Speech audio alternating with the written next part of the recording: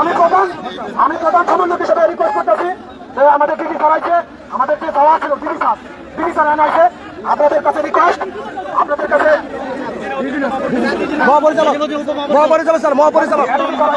তারা কি বলে তারা কথা শুনেন। যদি আমরা সন্তুষ্ট হই আমরা ফিরে যাবো। যদি সন্তুষ্ট না হয় তাহলে এখানে ডিবিতে আসতে হবে এবং আমাদের পরবর্তী কার্যক্রম ঘোষণা করা হবে। সবাই খুব থাকেন, তাদের কথা শুনেন।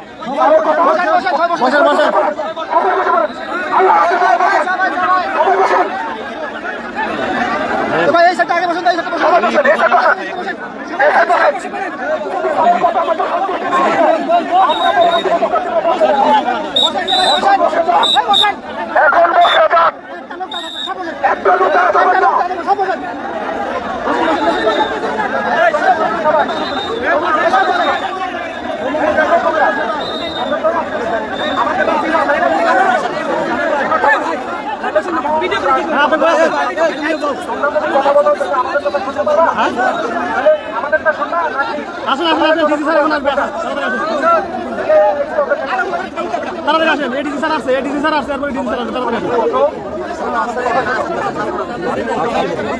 প্রধান সমন্বয়ের কাছে শুনতে চাই না, কি বলতে চাচ্ছ, সবাই কি বলতে চাই তোমার কাছে?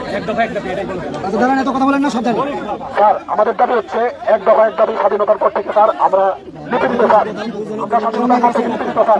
আমি 21 সালে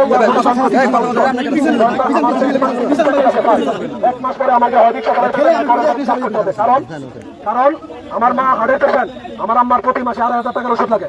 আমি 1 মাস পরে যে আমার চাকরি থাকবে না, তখন এই 2,500 টাকার ওষুধ কোথা থেকে পাবো? আমার হয় রিক্সা করতে হবে, না রিক্সা চালাইতে হবে। আমি রিক্সা চালাইতে পারি না, আমার হয় টাকা নিতে হবে, না ভিক্ষা করতে হবে। আমাদের দাবি এক দফা স্যার, আমাদের রেশন নিয়ে দাবি নাই, কোনো কিছু নিয়ে দাবি নাই। আমাদের দাবি যত দ্রুত সম্ভব বিনা শর্তে স্যার আমাদের জাতীয়করণ। এবং আমরা স্যার কোনো সংস্থার কাছে দায়িত্ব থাকতে চাই না, আমরা জাতীয় রাজস্ব থেকে বেতন চাই। আমরা বাদবাকি সব স্যার আপনি জানেন আমাদের আন্তঃ সদস্য মুক্তিযুদ্ধের বিশাল অবদান, কিন্তু তখন ব্যাটালিয়ন ছিল না, তখন ছিল আমাদের সাধারণ স্যার। তারা 40,000 রাইফেল দিচ্ছে, 570 জন জীবন দিচ্ছে, এর মধ্যে একজনও ব্যাটালিয়ন সদস্য নাই। এবং আপনি জানেন স্যার বাংলাদেশের প্রথম 12 জন আনসার সদস্য স্যার 12 জন দিয়েছে। সেখানে স্যার কোন ব্যাটালিয়ন সদস্য ছিল না, ব্যাটালিয়ন সদস্য তাই চাকরি উঠেছেন। আমার মা বাপ না খাওয়া থাকে বাড়িতে, আমার মা ওষুধ। আপনার কাছে আমার একটাই দাবি স্যার, আমি 4 জনের মধ্যে সবাই বলো আমার ইনকাম আমার ফ্যামিলি চলে। 1 মাস পরে আমি বাড়িতে যাবো, আমি 7 মাস 9 মাস আমার মার হাড়ের ওষুধ কিভাবে কিনবো এই নিশ্চয়তা আপনার কাছে আমার চাকরি স্থায়ী চাই স্যার। ধন্যবাদ স্যার, আমি মাফ করবেন।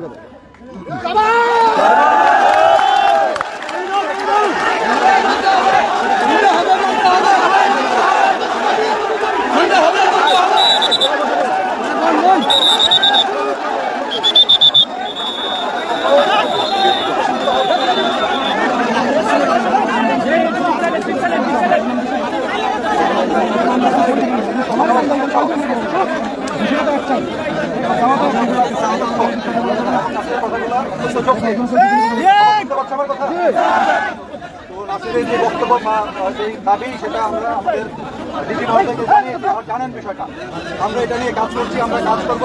এখানে হয়তো সাথে সাথে আমরা সিদ্ধান্ত নিতে পারবো না, আমরা মন্ত্রণালয়কে অলরেডি জানিয়েছি, মন্ত্রণালয় ঘোষণা করছে, ইনশাআল্লাহ আমরা যতটুকু সম্ভব আমরা এটা করতে পারবো। ঠিক আছে, আমরা হয়তো করতে পারবো। আমরা জানি যে সেই আমাদের আনসার বাহিনীর শুরু থেকে আমাদের বাহিনী থেকে আসো এবং তোমরাই কষ্ট করে যাচ্ছি।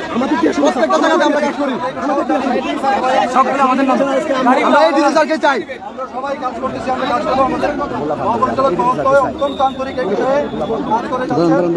তোমাদের এই যে এক দফা এক দাবি সেটার জন্য আমরা কাজ করছি। আমরা আজকেই এটা জানাবো মন্ত্রণালয়কে এবং এটার জন্য সম্ভব একটা সিদ্ধান্ত আমরা নিব। ঠিক আছে, আমি এখন অনুরোধ করবো নাসি সহ অন্যান্য যারা আছে আমরা কথা বলে যাবো, আমরা বসবো, কথা বলবো এবং এটার বিষয়ে কীভাবে আরো তাড়াতাড়ি আগানো যায় সেটা নিয়ে আমরা কাজ করবো। বুঝতে পেরেছ আমার কথা?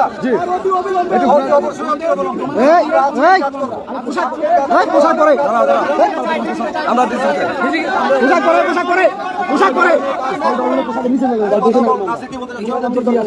সবাই চুপ করেন, চুপ করেন, সবাই চুপ করেন। স্যার আরেকটা আপনার কাছে স্যার আরেকটা আবেদন, এনে স্যার অনেকেই আছে চাকরির মধ্যে রানিং আছে, এদের স্যার অনেকেই এই বোর্ডটা কৃষি বা থানা অফিসার যারা আছে অনেকেই আমার কাছে অভিযোগ করছে বিশেষ করে এয়ারপোর্টের টিআই পলাশ স্যার টিআই পলাশ স্যার এয়ারপোর্টে টিআই পলাশ স্যার অলরেডি অনেকে ফোন দিয়ে হুমকি দিচ্ছে যে তোমরা যারা এই আন্দোলনে গেছো তোমাদের ফিরিস করা হবে, ব্ল্যাকলিস্ট করা হবে, স্যার আইডি ব্লক করা হবে।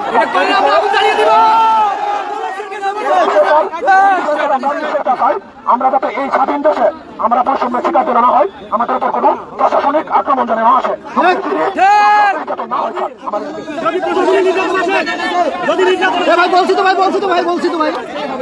অভিযোগ যেগুলো আছে আমরা সবগুলো দেখবো, তোমাদের কাছ থেকে এই ধরনের কমপ্লেন যেগুলো আছে সব আমরা নেওয়ার পরে আমরা এগুলো ব্যবস্থা নেবো, যথাযথ ব্যবস্থা নেবো এবং তোমরা জানতে পারবে কি কমপ্লেন নিয়েছে।